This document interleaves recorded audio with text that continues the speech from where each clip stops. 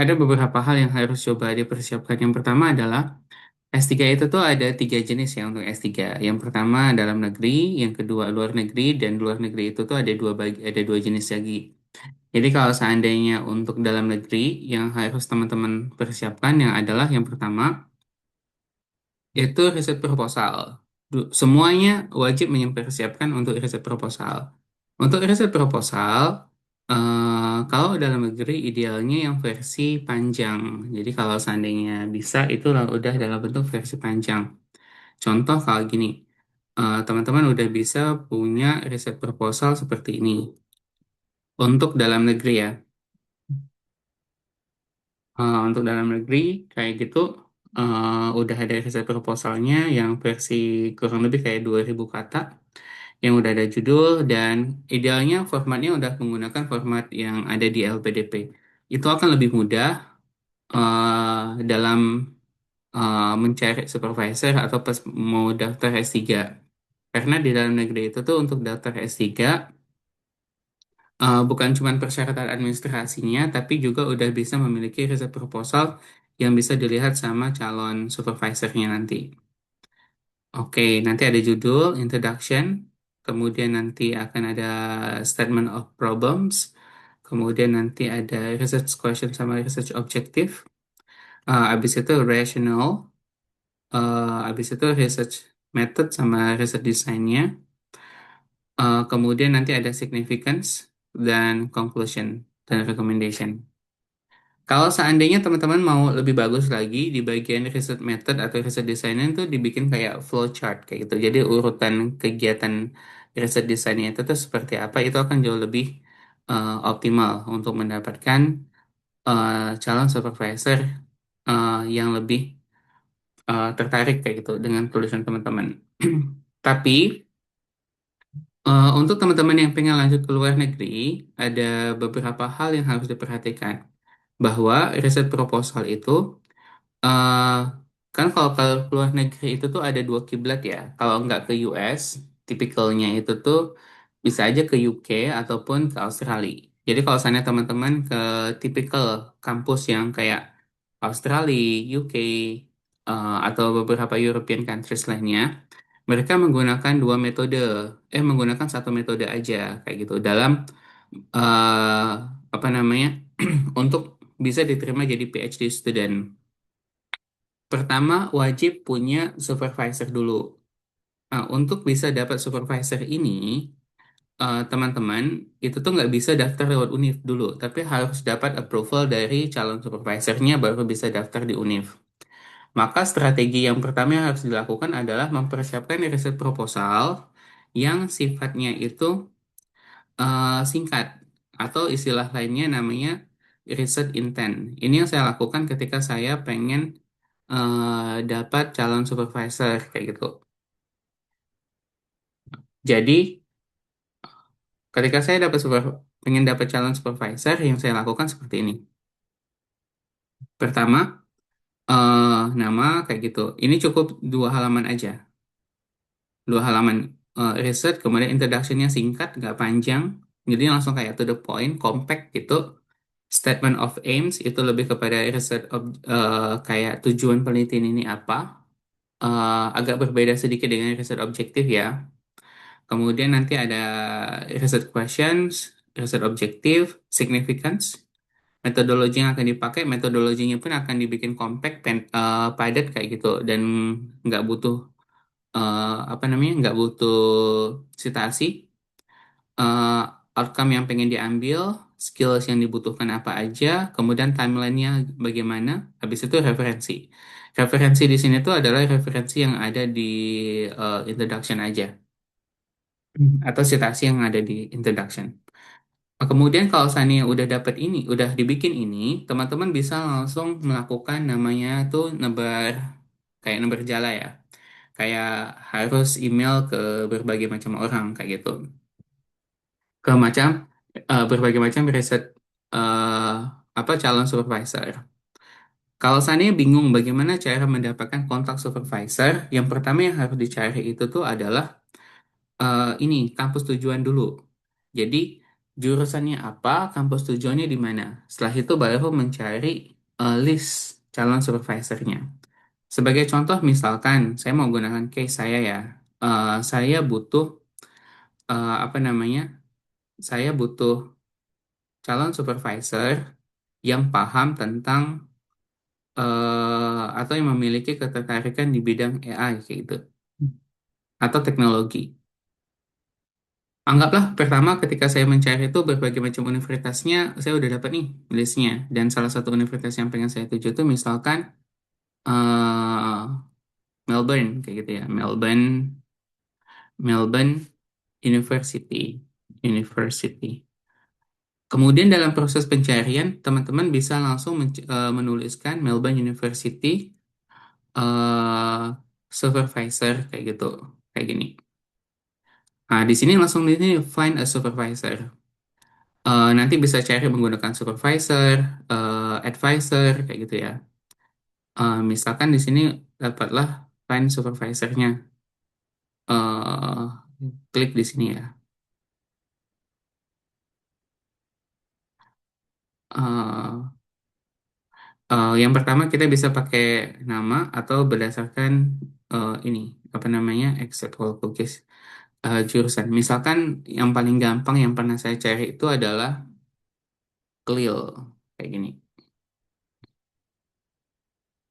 Nah, di sini muncul beberapa calon ataupun beberapa dosen yang memiliki minat yang sama. Tinggal kita cari yang satu persatu. Misalkan eh, anggaplah yang ini ya, Russell Cross. Di sini dia udah apa namanya, udah nunjukin expertise-nya ada di mana. Kemudian ada di sini. Tinggal dicari tentang apakah dia open atau enggak untuk sebagai riset ini apa namanya available atau enggak. Biasanya kalau kita pengen ngelihat availability atau enggaknya beliau itu tuh bisa dicari di study with me ya. Misalkan ini di sini dia bilang I am recruiting full graduate research student interested in the following. Nah, berarti dia lagi buka nih kayak gitu. Teman-teman tinggal kalau dia lagi buka bisa menghubungi beliau. Habis itu tinggal cari kontaknya beliau. Misalkan kontaknya beliau ada di sini kontak. Nah, di sini ada email, kemudian email ini di copy, habis itu bikin email untuk beliau langsung dikirim kayak gitu. Besar.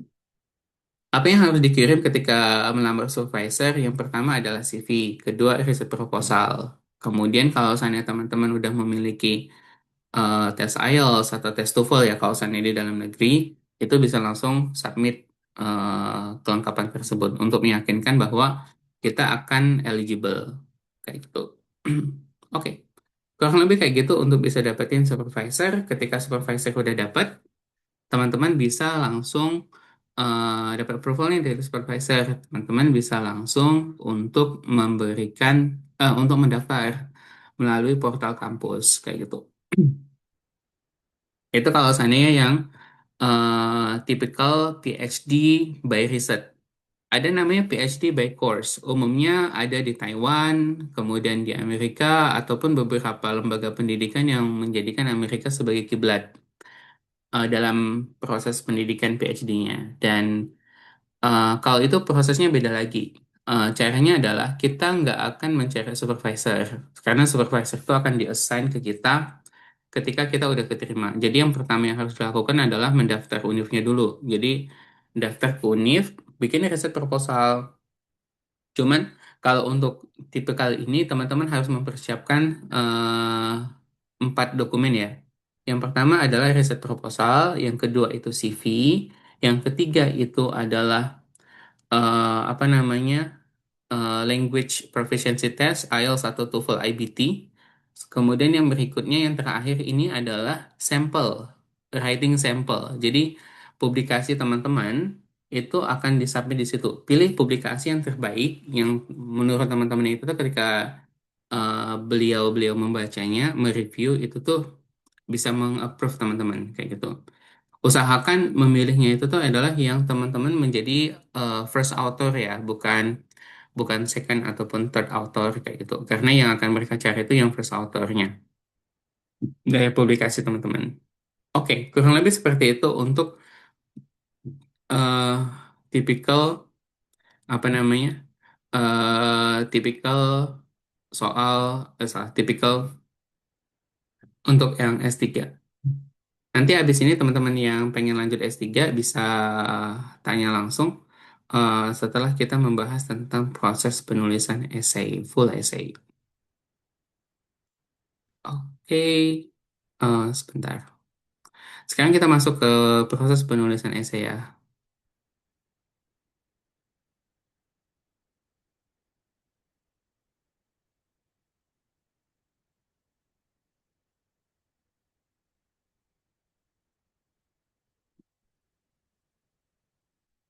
Oke.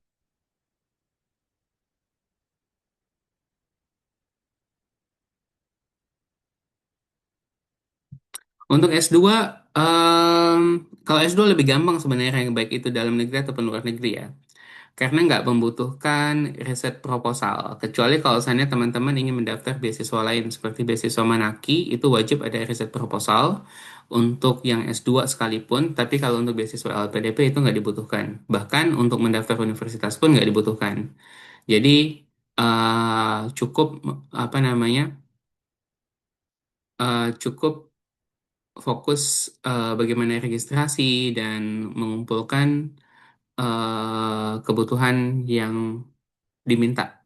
Karena biasanya setiap univ itu punya permintaan masing-masing. Ada yang pakai interview, ada yang nggak pakai interview, kayak gitu. Kalau yang luar negeri. Kalau yang dalam, selama memenuhi, biasanya kalau di dalam negeri itu ada tes tertulis ya. Kayak misalkan masuk UGM, UI, itu kan ada ujian tertulis dulu sebelum masuk. Terutama untuk jurusan tertentu. Kayak ujian, apa namanya, general knowledge kayak gitu.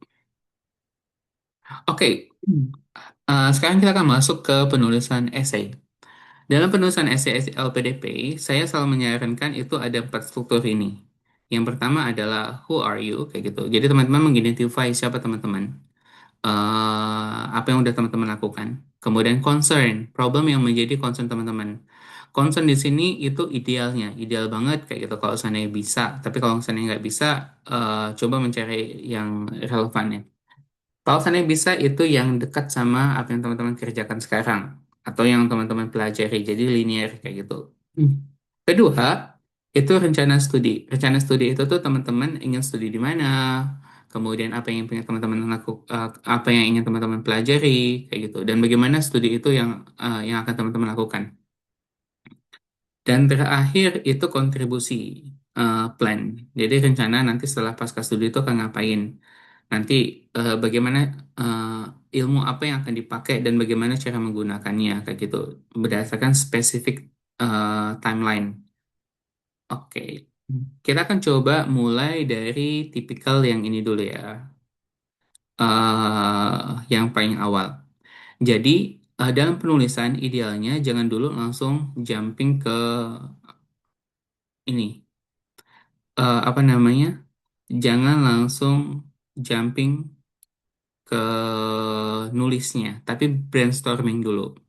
Apa-apa yang udah teman lakukan, identitas misalkan, teman-teman itu tuh siapa, asalnya dari mana, kayak gitu. Kemudian tinggal besar di mana, kayak gitu. Ada ditulis dulu tuh random. Kalau udah ditulis kayak gitu, habis itu masuk ke education. Pendidikan teman-teman tuh apa latar belakangnya? Misalkan S1 jurusan apa? Dan selama S1 tuh teman-teman udah ngapain? Kayak gitu. Apa yang udah teman-teman pelajari? Ada nggak kegiatan di luar akademik yang teman-teman lakukan? Kayak gitu. Oke. Misalkan dalam kasus saya langsung fokus ke misalkan, oh tapi nanti akan saya bahas detail ya, ceritanya kayak gimana. Kemudian family, latar belakang keluarga seperti apa? Eh, ayah, ibu bekerja sebagai apa? Apakah peran ayah dan ibu kayak gitu? Itu tuh mempengaruhi pola pikir bagaimana beliau-beliau itu tuh menentukan cara teman-teman memandang kehidupan misalkan, atau yang menentukan apa ya jalan hidup teman-teman pada ending at the end kayak gitu. Kemudian jobs, pekerjaan. Pekerjaan apa yang teman-teman miliki sekarang? Teman-teman kerja sebagai apa? Kemudian pekerjaan ini tuh dampaknya bagi orang itu apa? Jadi jangan ngelihat cuman pekerjaan itu tuh sebagai earning money. Seberapa apa ya istilahnya itu tuh? Seberapa bagaimanapun pekerjaan teman-teman itu memiliki dampak bagi orang lain, secara langsung ataupun nggak langsung. Sebagai contoh kayak gini ya. Misalkan ada yang kerja sebagai apa namanya? Ada yang bekerja sebagai hmm, programmer kayak gitu. Dan kerjanya tuh nggak ada interaksi sama orang sama sekali. Tapi kan itu kan ketika dia bisa membangun sebuah sistem, itu berdampak bagi orang banyak. Tinggal dilihat kayak gitu berapa banyak user yang menggunakan barang tersebut. Jadi tetap ada memiliki dampak. Dan di sini tuh bukan pekerjaan yang volunteer aja ya, tapi pekerjaan yang earning money sekalipun itu akan memiliki dampak bagi orang lain. Jadi teman-teman harus bisa melihat nilai pekerjaan teman-teman itu tuh sebagai apa. Kemudian organization. Teman-teman tuh udah bekerja sebagai selain bekerja atau belajar, gitu. Pernah ikut organisasi nggak? Organisasinya apa aja?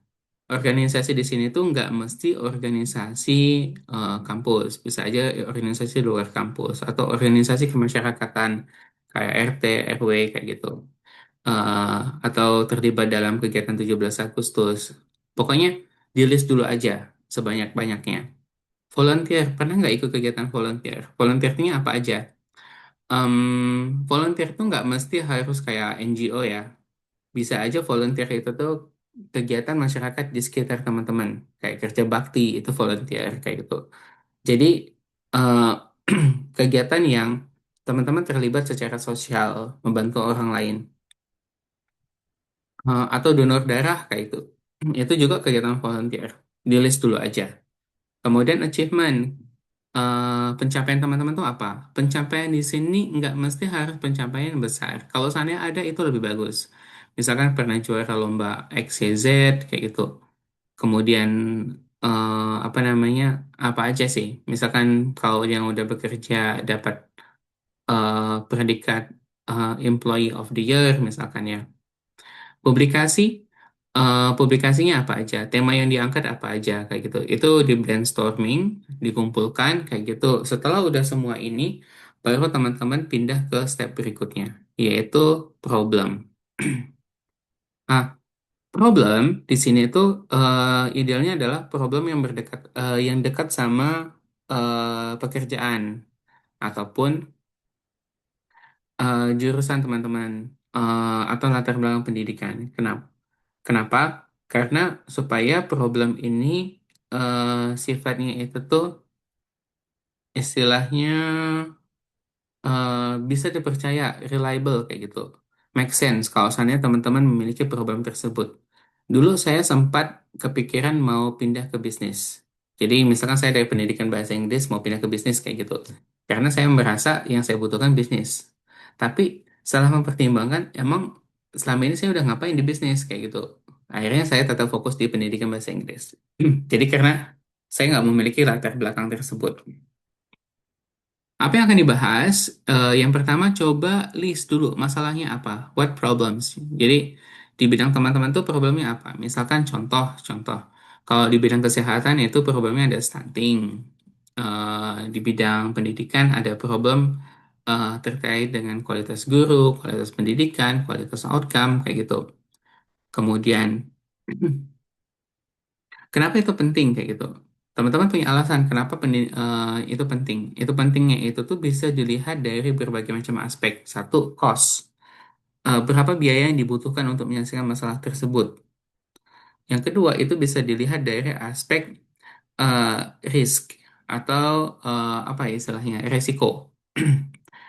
Kalau itu nggak diselesaikan, nanti resikonya apa? Kayak gitu. Teman-teman bisa jelasin tentang potensi loss atau potensi kehilangan, potensi kerugian kayak gitu dari kalau seandainya masalah ini nggak bisa diselesaikan. Kemudian kenapa itu yang penting? Teman-teman juga bisa ngelihat dari aspek dampak. Ada berapa banyak orang yang terdampak? Misalkan dalam sekitar beberapa tahun yang lalu, bukan, tahun lalu, itu ada yang mengangkat isu tentang data breach. Data breach itu tuh apa namanya data atau data leak ya, di mana d- data ini berhubungan sama cyber security, data pribadi kita itu tuh bocor kayak gitu. Dan cara nunjukin itu signifikan itu tuh adalah satu, berapa banyak orang yang terdampak. Ternyata yang terdampak tuh ratusan ribu orang kayak gitu yang kena data bocor. Kemudian kerugiannya apa kayak gitu. Ternyata itu tuh dipakai untuk pinjaman online. Sehingga orang yang nggak memiliki atau nggak melakukan pinjaman online, data mereka dipakai untuk pinjaman online. Karena pinjaman online kan lebih mudah ya daripada pinjaman bank kayak gitu. Dan akhirnya ada berapa banyak yang dirugikan. Misalkan ada sekian ratus ribu orang kayak gitu. Dengan total keuangannya berapa. Dan itu bisa coba cek di apa namanya di berita ataupun hasil penelitian. Dan itu banyak ternyata. Nah, itu untuk nunjukin kenapa itu penting kayak gitu. What has been done? Apa yang udah teman-teman lakukan? Nah, di sini teman-teman tuh harus menjelaskan bahwa apa yang udah teman-teman lakukan sejauh ini untuk menyelesaikan masalah tersebut. Besar, kecil, dampaknya, skopnya kecil itu nggak masalah. Yang penting teman-teman punya bukti you have done something kayak gitu. Teman-teman udah melakukan sesuatu di bidang ini. Habis itu, what you need, apa yang teman-teman butuhkan. Kira-kira yang teman-teman butuhkan sekarang tuh apa? Sebenarnya jawabannya udah pasti ya, studi. Studi lanjut S2 atau studi lanjut S3, kayak gitu.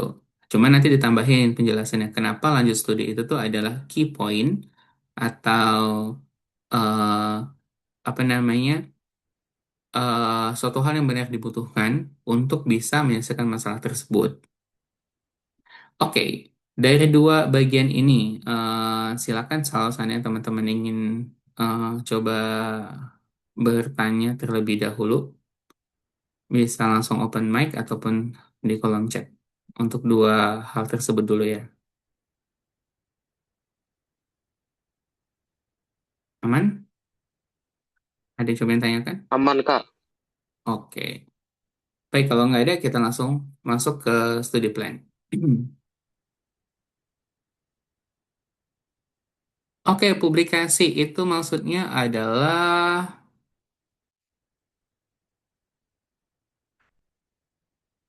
oke. Publikasi itu maksudnya teman-teman itu melakukan publikasi karya tulis ilmiah, umumnya jurnal artikel.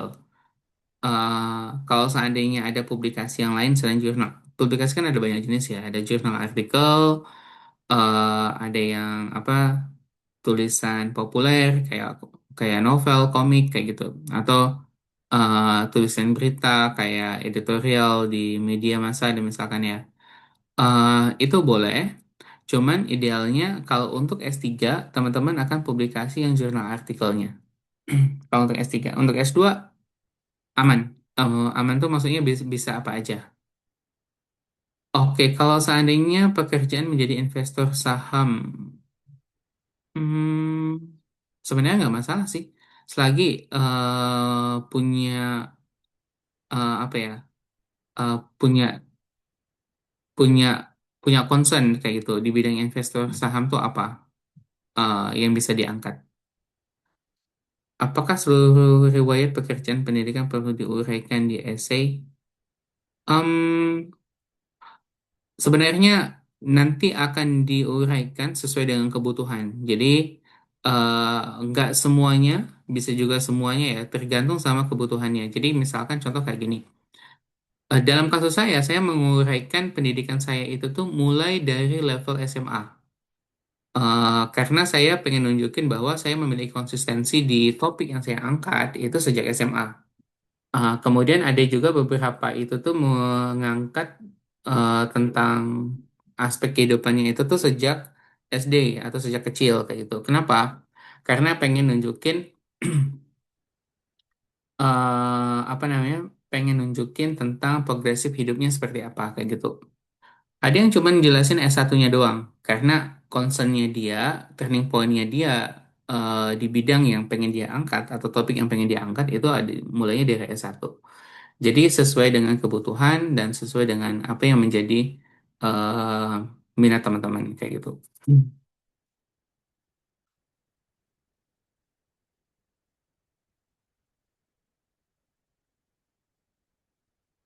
Oke, yang penting ada tulisannya dulu ya. Kalau seandainya nggak mesti harus relate sama skripsi itu nggak masalah. Jadi kayak gini, misalkan eh, topik skripsi saya itu dulu tentang research and development. Tapi waktu pas lanjut S2, saya nawarkan tentang topiknya itu terkait dengan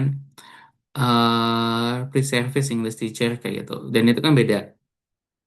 Dan tapi masih satu topik besar yaitu education. Untuk apa yang sudah dilakukan dan sudah membuat dampak apa saja yang ditulis ke dalam essay juga kah?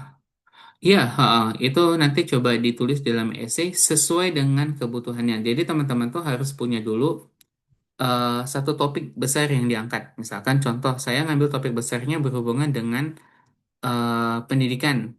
Maka saya mengambil semua pengalaman, publikasi, karya, kemudian prestasi, volunteer, yang saya masukkan dalam essay itu yang memiliki linearitas dengan pendidikan. Jadi misalkan saya punya apa volunteer di bidang lingkungan itu nggak saya angkat kayak gitu. Karena itu bukan bagian dari hal yang bersifat pendidikan. Misalkan dulu saya pernah ikut nanam mangrove di pantai di salah satu pantai Semarang. Itu nggak saya bahas di essay karena bukan itu apa namanya bukan itu yang akan saya angkat karena yang saya angkat itu yang pendidikan. Jadi yang saya angkat itu adalah aktivitas sosial, pengalaman, prestasi yang berhubungan sama pendidikan kayak gitu. Boleh masalah urutan informasi nggak masalah aman untuk Kak Emilia ya. Riwayat pekerjaan pendidikan mungkin relate dengan topik yang direncanakan, pendidikan kontribusi. Yang nggak relate nggak usah dimasukin. Ya, betul. Yang nggak relate nggak usah dimasukin. Oke, ada yang raise hand. Silakan Kak Muhammad Arsyad Alwi. Halo Kak Berli. Oke, silakan Kak. Eh, eh, jadi gini, ada beberapa informasi, saya juga nyari informasi bukan dari satu dua orang, tapi banyak orang yang saya tanyain. Ada Mm, beberapa orang yang berkata bahwa pengalaman apapun yang entah itu eh, linear dengan pendidikanmu atau fokusmu, itu bisa kamu masukin, ada juga yang bilang tidak. Dan ada juga bilang sebaiknya untuk cerita-cerita tersebut tidak sebanyak itu ditulis di esai. Karena ketika kita sudah menulis banyak di esai, kita tidak bisa menceritakan dengan gamblang karena kita sudah menceritakan semua, sudah kita tuangkan semua pikiran kita di esai. Ada yang bilang, yaudah, tulis sebagian, biarkan kita mengembangkan itu di saat wawancara. Seperti itu, Oke. Kak. Terus, Mm, kan kata kakak, misalnya ada contoh volunteer. Misal kamu volunteernya, saya kan hukum.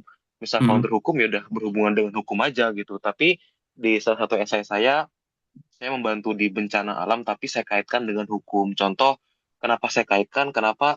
Karena saat kita melakukan bantuan eh, ke masyarakat yang terkena banjir atau gimana, ada sisi keadilan di dalam situ. Jadi saya ambil dari sudut pandang hukum dan keadilan di situ. Itu masuk akal atau kayak gimana kak ya? Thank you, semoga bisa dipahami.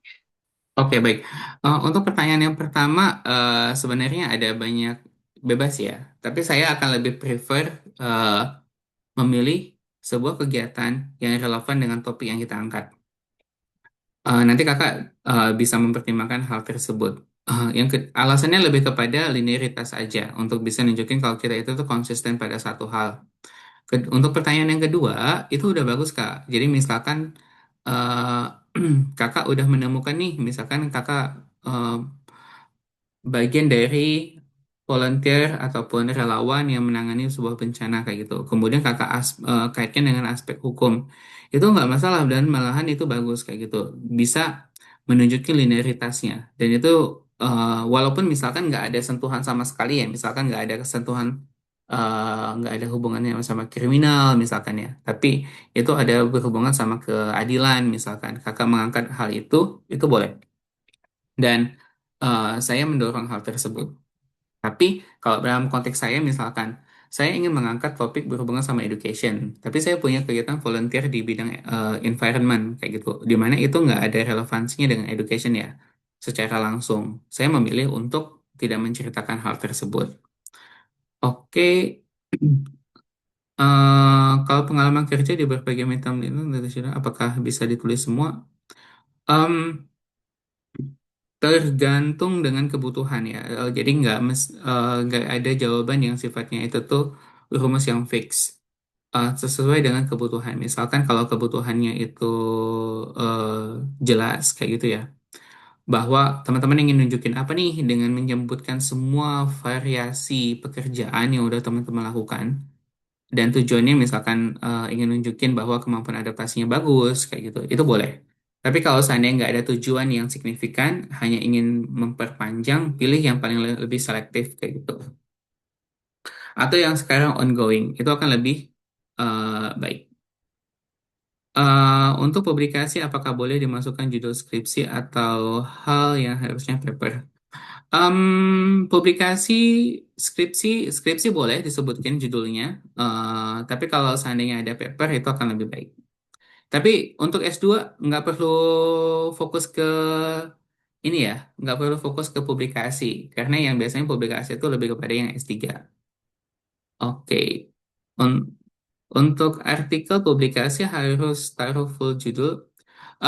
Lebih tepatnya itu tuh dibikin narasi. Misalkan teman-teman memiliki kemampuan apa namanya, kebutuhan kayak gitu. Jadi lebih kepada kebutuhan ini aja, kebutuhan apa namanya, kebutuhan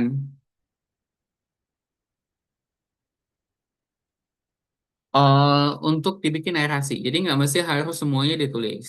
Kayak di list itu nggak. Jadi misalkan contoh, saya bisa bilang seperti ini. Oleh karena itu, dalam dunia pendidikan kayak gitu, saya melakukan berbagai macam studi terkait dengan kayak gitu. Misalkan X itu dipublikasikan kapan, Y dipublikasikan kapan, Z dipublikasikan kapan, kayak gitu. Di mana semua tulisan itu tuh mengerucut kepada satu tujuan, yaitu perbaikan pendidikan. Misalkan kayak gitu ya bahasanya. Jadi dibikin narasinya seperti itu. Oke, ada raise hand Kak Aspar. Silakan. Makasih, Pak Barli. Assalamualaikum warahmatullahi wabarakatuh. Waalaikumsalam. Kemarin saya sudah pernah daftar LPDP gitu kan. Nah, pekerjaan Mm-mm. saya itu PNS Kementerian Keuangan yang sebenarnya tidak ada hubungannya dengan penelitian, tapi saya adalah sering menyusun kajian-kajian yang sifatnya akademis. Jadi Mm-mm. mengikuti metode-metode akademis. Cuma yang saya agak ragu, apakah ini perlu saya sampaikan sebagai eh, apa namanya publikasi? Karena eh, kalau nggak salah di LPDP itu meminta link, Mm-mm. gitu kan, meminta link. Nah, sementara publikasi ini sifatnya internal di Kementerian Keuangan. Oke. Apakah Publikasinya tuh perlu? publikasinya bentuknya apa? Repository gitu nggak? Misalkan kayak ada library online nih dari Oh, Kemenkyu nggak kayak ada. gitu. Itu sifatnya Prinsip seperti laporan dalam bentuk kajian. Jadi dalam bentuk memang kajian. Softfile-nya ada kajian nggak? Softfile-nya. ada sih. Oke, kalau Bisa. sana ada softfile-nya, kalau saya mau nanya, itu hasil kajiannya sifatnya publik atau sifatnya internal lembaga aja boleh tahu? Internal lembaga di Kementerian Keuangan. Yang boleh tahu cuma internal lembaga doang ya? eh Tidak. Bisa sih sebenarnya kita melakukan ini apa namanya ke dibagikan ke pemerintah daerah, tapi tidak semua gitu. Oke, enggak, Terbatas gitu. maksudnya saya mau nanya, hasil kajian itu sifatnya itu boleh diakses publik atau hanya sebatas itu aja?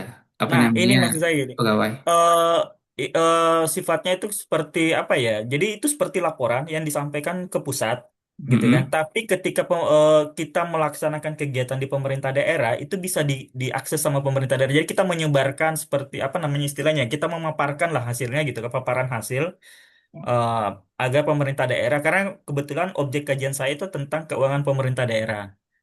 Oke. Gitu. Kalau seandainya itu adalah bisa diakses dan bukan rahasia kayak gitu ya, Mm-mm. bisa menggunakan dua metode. Bisa coba dipublish di ResearchGate. Jadi nanti Oke, I see, I see. di ResearchGate publishernya adalah Kemenq kayak gitu. Atau Oke. itu lebih lebih bagus sih ketimbang nanti menggunakan link eh, G Drive itu enggak. Jadi kalau saya bisa, Kalau kalau oh, mm-mm. sorry maaf. Kalau seumpamanya itu linknya ada di website resmi bisa? Kalau di resmi itu lebih bagus. Jadi misalkan Oh, laporannya ada website di, resmi Kementerian Keuangan gitu. Karena memang itu iya kita upload sebagai publikasi di website betul. resmi kita gitu. Kalau kayak gitu itu lebih bagus. Jadi nggak perlu di research guide, langsung Ya, aja di. saya selama ini agak khawatir sih kalau seumpamanya saya memasukkan itu ternyata itu yang diminta adalah publikasi yang sifatnya harus apa Q1, Q2 atau harus Sinta satu, Nggak Sinta 2 gitu. sesuai dengan keahlian aja. Cuman Thank you, yang thank you. kedua memang harus pastikan di situ ada nama kakak kayak gitu. Jadi Oke, siap. kalau I see, seandainya I see. nggak ada nama, kita nggak bisa ngeklaim. Oke, oke, I see, I see. Makasih, Pak. Oke, siap. Oke, baik. Mungkin itu dulu ya. Nanti next kita lanjut lagi. Oke, sekarang kita masuk ke studi plan. Studi plan ini, teman-teman, jadi kalau udah bisa mengkonstruksikan dua hal ini, baru masuk ke studi plan. Apa yang harus dilakukan di studi plan? Yang pertama, tentukan ingin studi apa dulu. Teman-teman ingin belajar apa, jurusannya apa, kayak gitu. Kalau saya ke luar negeri itu tuh jurusannya itu tuh banyak banget. Misalkan kayak hukum, hukum tuh bisa bisa banyak. Ada hukum tentang digital, hukum tentang energi, hukum tentang air, kayak gitu. Yang di Indonesia tuh nggak banyak. Nah, kira-kira mau belajarnya tentang apa? Setelah udah dapat nih list universitas yang ada di list LPDP. Jadi nggak semua universitas yang ada di list LPDP itu bisa di-approve, baik itu dalam atau luar negeri ya. Jadi langsung kayak di list apa namanya jurusan plus sama universitasnya. Setelah udah di list, kemudian di teman-teman langsung menyeleksi nih kayak gitu. Kalau yang udah memiliki LOE bisa langsung jelasin kenapa memilih universitas tersebut. Tapi kalau belum memiliki LOE, teman-teman harus memulai melakukan sortir kayak gitu. Tiga universitas terbaik yang akan teman-teman pilih. Apa aja kriterianya? Satu, yang paling gampang ranking. Dua, itu fasilitas. Jadi fasilitas apa yang dimiliki kampus-kampus tersebut yang tidak dimiliki kampus lain, yang bisa menunjang apa ya pendidikan teman-teman. Misal kayak gitu, saya jurusan bahasa Inggris, saya nggak bisa bahasa Inggris dengan baik. Salah satu tujuan saya untuk kuliah, saya memilih universitas yang ada debating clubnya. Dan waktu pas S2, debating clubnya itu tuh adanya di Monash kayak gitu. Itu sebagai salah satu alasan. Yang kedua, saya pengen masuk ke Monash. Kelebihan yang lain apalagi? Di Monash itu ada Embrace Education, sebuah organisasi mahasiswa yang bergerak di bidang sosial untuk mengajar para imigran, kayak gitu, anak-anak imigran. Dan saya tertarik untuk mengaplikasikan kemampuan bahasa Inggris ketika saya belajar, sekaligus kayak gitu praktek mengajar menggunakan bahasa Inggris. Jadi teaching English in English gitu ya di imigran. Dan itu yang saya lakukan kayak gitu. Eh, jadi aspek penunjang itu tuh apalagi. Dan yang terakhir aspek penunjangnya adalah siapa pengajarnya. Siapa pengajarnya? Dosennya siapa, pengaruhnya seperti apa, levelnya seperti apa keahliannya, itu penting. Nggak mesti semua dosennya, minimal tuh satu atau dua kayak gitu ya, bisa coba diangkat. Sebagai kasus kayak gini, eh hukum tentang data leaks. Eh, Waktu itu tuh salah satu menti dia ke Amerika. Ini berlaku untuk dalam negeri juga ya, dalam penyelesaian kampusnya.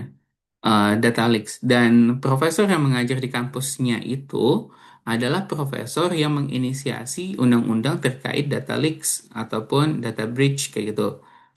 Di atau apa ya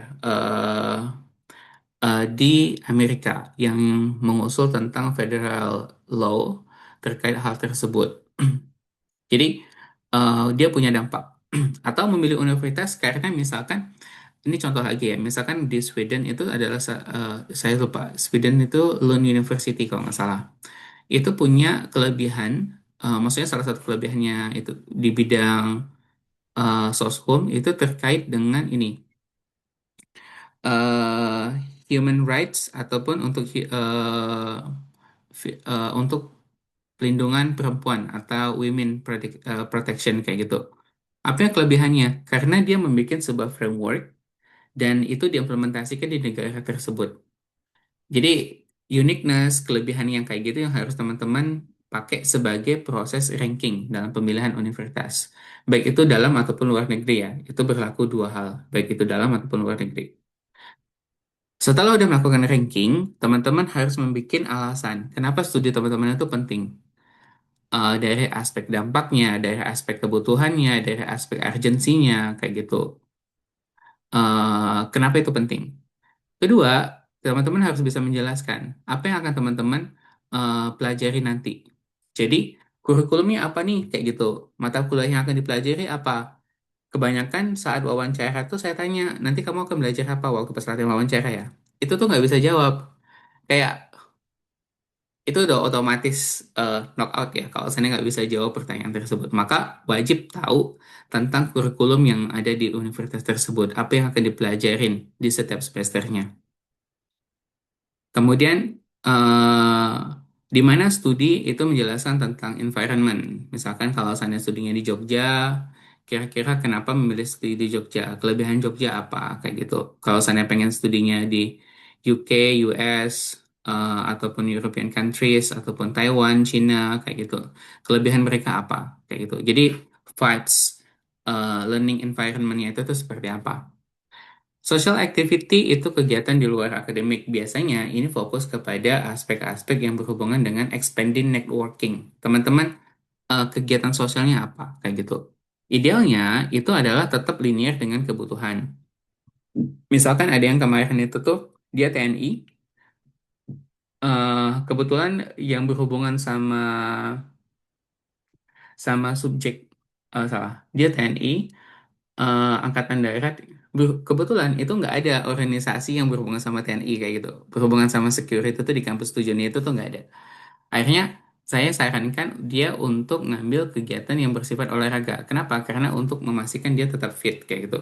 Tetap, apa istilahnya, well built. Karena dia kan army ya.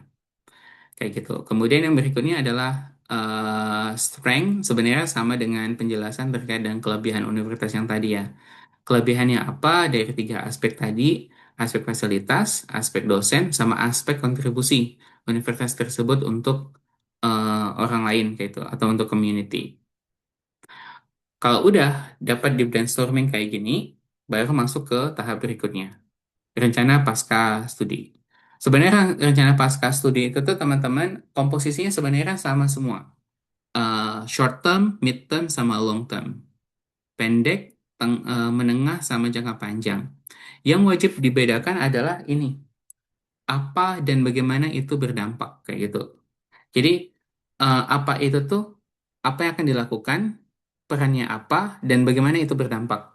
Jadi itu per stages itu tuh harus dijelaskan seperti itu. Misalkan contoh, tahapan pertama setelah pulang kayak gitu.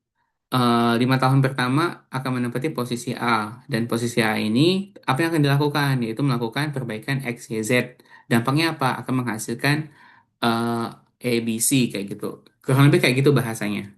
Nanti setelah itu akan promosi ke level ini, akan melakukan perubahan apa kayak gitu. Kemudian nanti dampaknya apa? Nanti di long term akan melakukan perubahan apa? Misalnya kayak contoh, dia ngambil jurusan berhubungan sama transportasi ya, berhubungan sama transportasi di bidang penerbangan kayak gitu. Di tahapan pertama, dia melakukan namanya itu tuh bikin framework yang bisa diimplementasikan di sini untuk meningkatkan security, ataupun safety dalam penerbangan. Di level ini, dia akan menempati posisi leadership di bidang apa. Dia masih berhubungan sama transportasi, cuman skopnya akan lebih luas, bukan cuma regional tapi nasional. Nah, di sini dia ingin masuk ke kementerian kayak gitu, kementerian. transportasi. Ya, yang awalnya dia masih sifatnya swasta, kemudian ini dia masuk ke kementerian. Itu sebagai contohnya. Tapi itu bukan pattern yang fix. Teman-teman harus bisa memiliki pattern sendiri, kayak gitu, pola sendiri. Jadi nggak mesti harus mengikuti pattern orang lain. Itu sebagai contoh aja. Oke, setelah udah selesai semuanya, setelah udah di brainstorming, kayak gitu ya, baru semuanya dijahit. Kayak gitu. Setelah dijahit, itu ada dua model. Ini contoh modelnya. Dia menceritakan tentang pengalaman pribadi, kayak gitu. Kemudian ketika kuliah, kegiatan sosialnya, ini masih tentang latar belakang. Kemudian pekerjaan. Kemudian dia udah masuk ke concern, kayak gitu ya. Concern, kayak gitu. Ini tentang transportasi. Jadi concernnya itu tuh pembangunan transportasi di Indonesia tuh masih bukan berdasarkan economic needs, tapi lebih kepada yang mana duluan kayak gitu. Sehingga nggak sesuai dengan perkembangan ekonomi yang ada di Indonesia.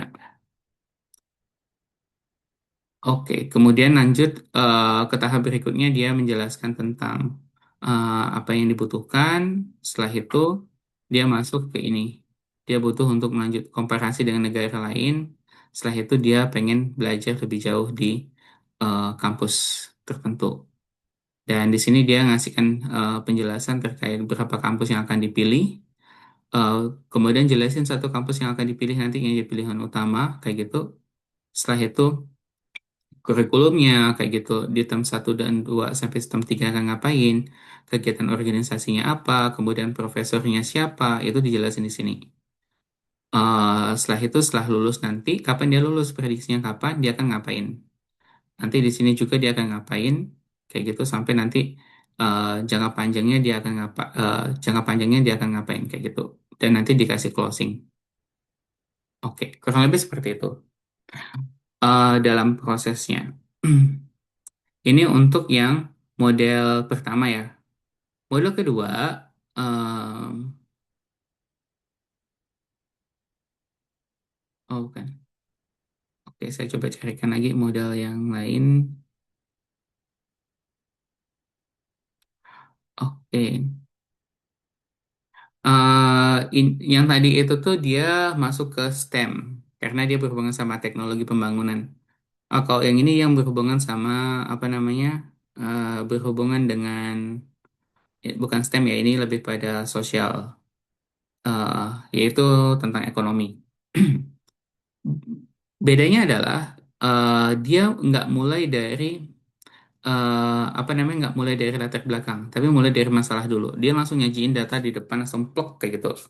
Data yang jadi masalah itu apa kayak gitu misalkan ya. Misalkan UMKM itu pentingnya apa? Tenaga kerja itu 97% itu diserve sama UMKM kayak gitu. Kemudian PDB Indonesia itu tuh rely on UMKM itu sebesar 60,5% kayak gitu. Kan angka yang gede banget sebenarnya.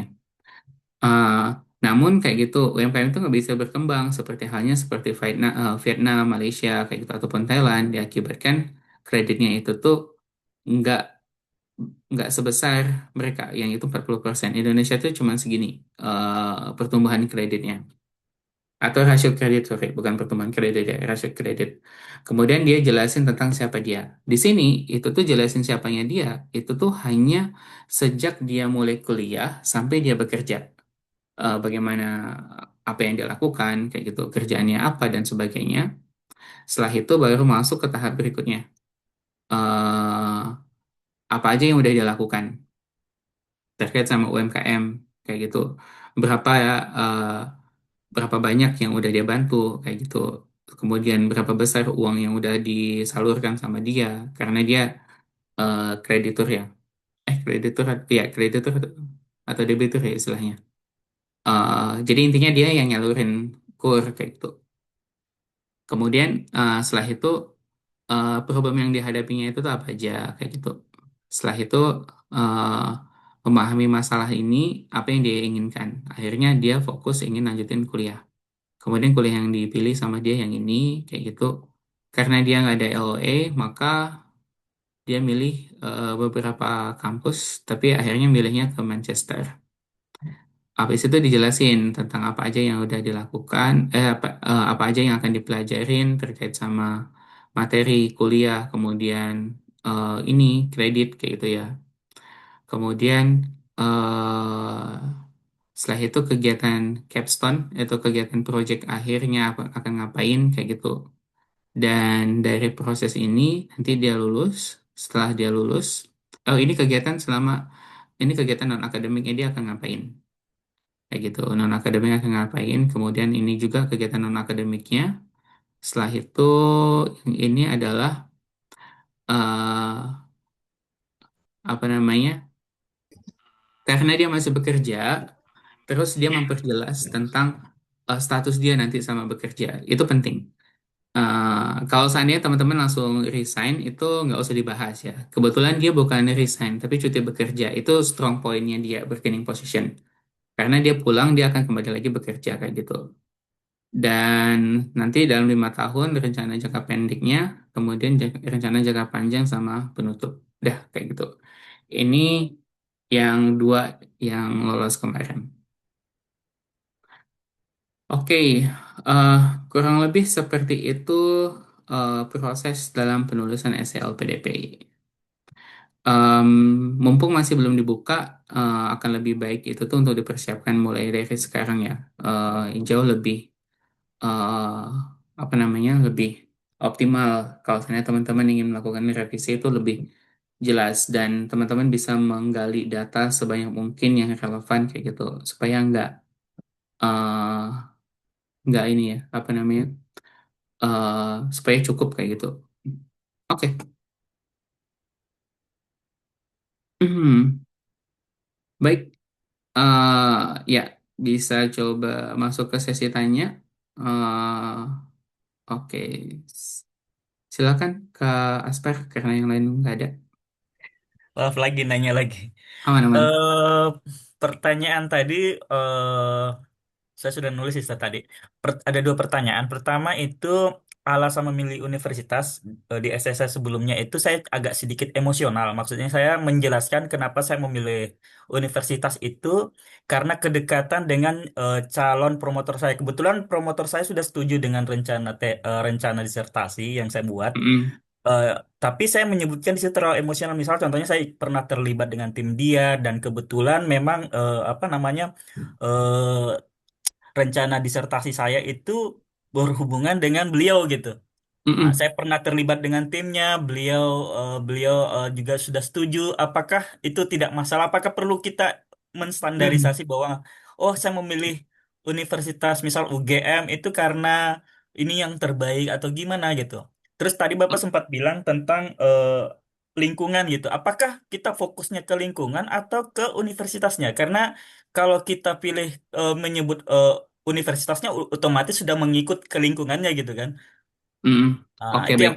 itu yang pertama. Terus yang kedua itu terkait apa namanya judul. Seberapa penting judul? Karena kayaknya saya blunder kemarin itu adalah di judul. Karena saya khawatirnya itu judul yang saya ajukan itu sebenarnya tidak terlalu urgent gitu.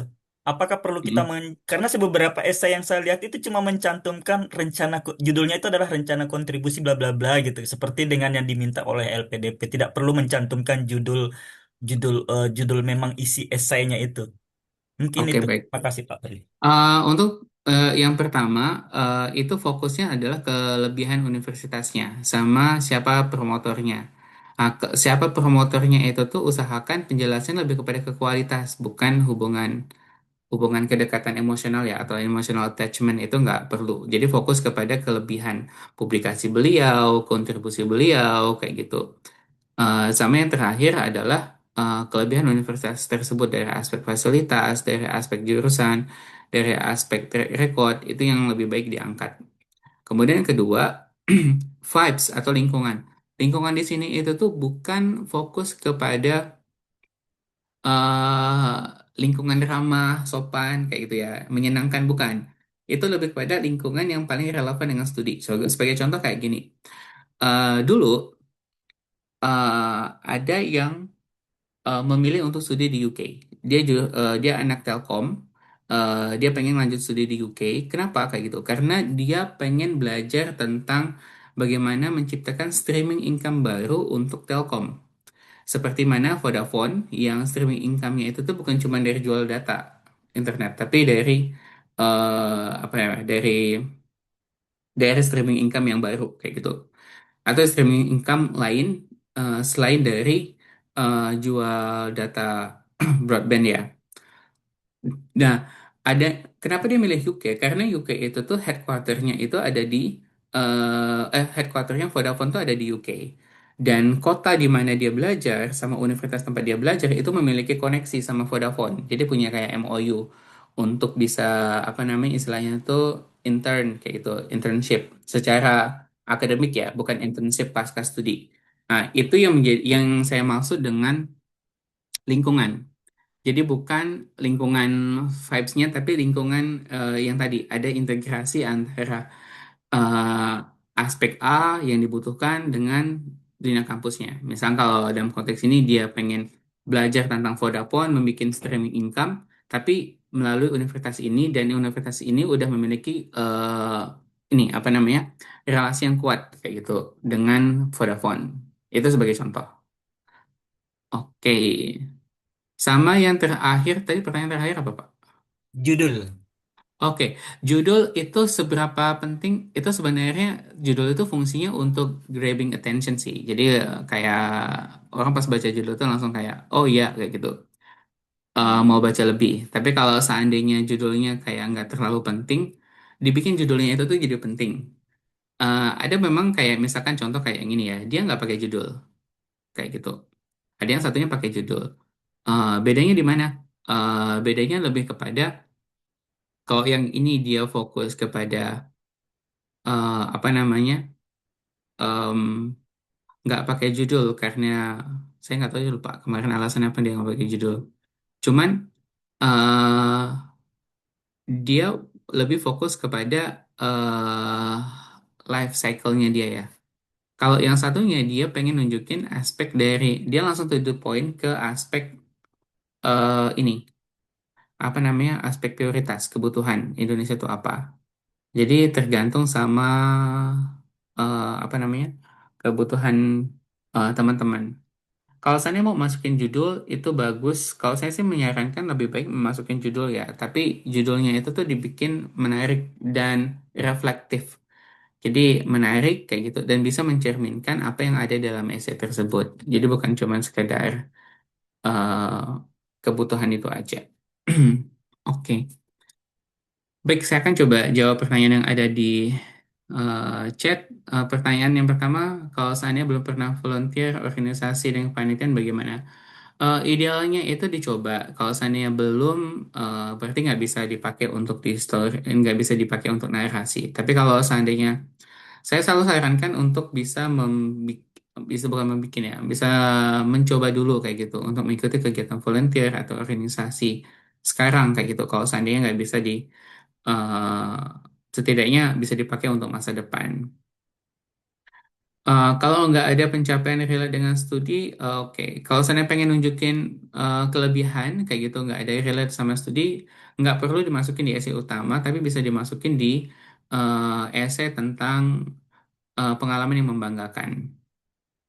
Masalah dari lingkungan sekitar, tapi belum ada kontribusi yang dilakukan pada aspek.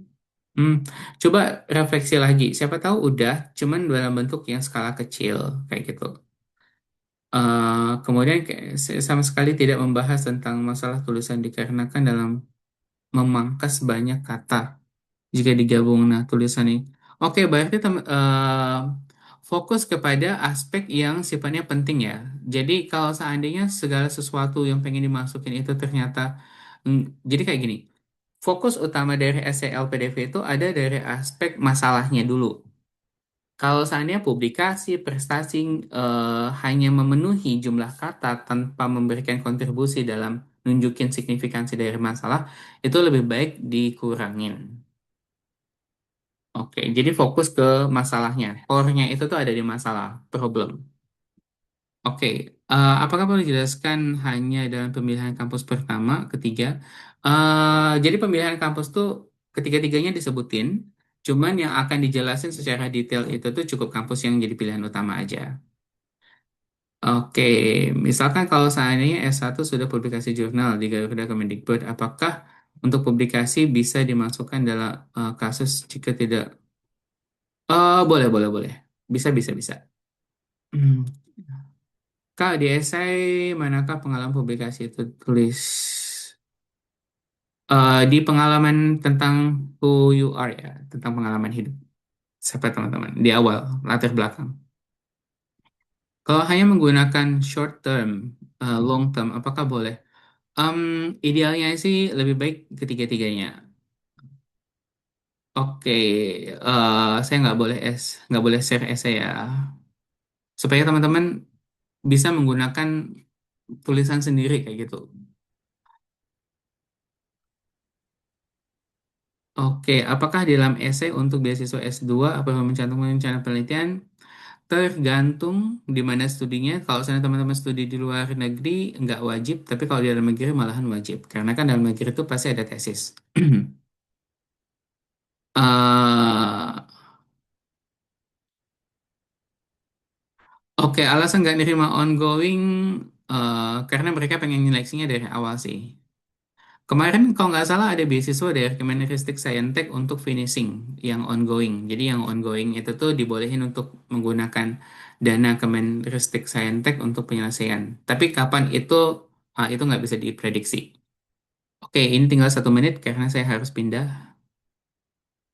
Yang udah kita publikasi boleh cantumkan di bagian isu masalah. Boleh sebagai argumen pendukung ya. Sebagai salah satu kalau misalnya teman-teman udah melakukan penelitian di bidang tersebut. Oke, baik. Terima kasih. Mungkin itu dulu untuk apa namanya kegiatan hari ini. Good luck dan ini meeting terakhir. Mudah-mudahan memberikan manfaat dan teman-teman bisa menggunakan informasi yang udah saya share kayak gitu sebagai salah satu pertimbangan dalam penulisan esainya nanti. Mohon maaf belum bisa menjawab semua pertanyaan karena saya harus pindah sesi. Oke, assalamualaikum. Good luck ya.